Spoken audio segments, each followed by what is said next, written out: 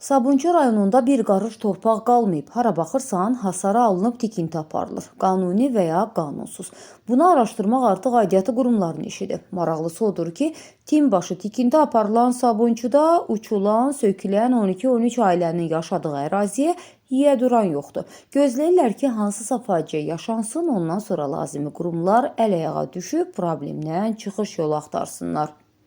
Görüntülər rayonun Vəzirov 24 ünvanındadır. Bir xəbər mediaya müraciət edən sakinlər səhər az qala faciə ilə bitəcək bir hadisə ilə açıblar. Səhər 5-6 radələrində söz gedən ünvanda evin tavanı uçub, xoşbəxtlikdən can itkisi yoxdur.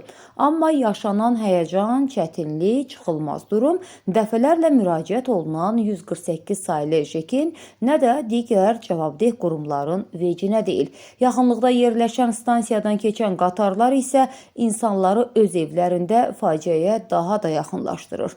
Vətəndaşların istəyi isə qəzalı vəziyyətdə olan evlərindən tezliklə kirayəyə çıxarılmalarıdır.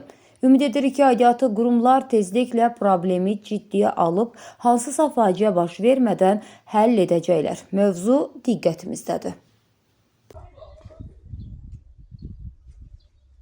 Vəziyyət budur, bax. Uçulub dağılıb, baxan yoxdur. Dəfələrlə demişik, 148 saylı JEK baş idarəyə də demişik. Deyir ki, bizim elə səlahiyyətimiz yoxdur, vəsaitimiz yoxdur ki, eləyək. Ancaq deyir, yazılıb verilməlidir, hava söküləcək, onda da söküləcək. Bu da yaşamaq olar.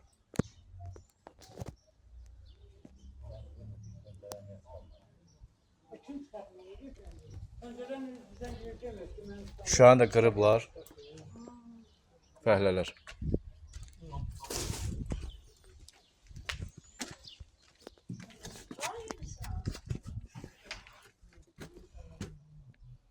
Vəziyyət budur, bax.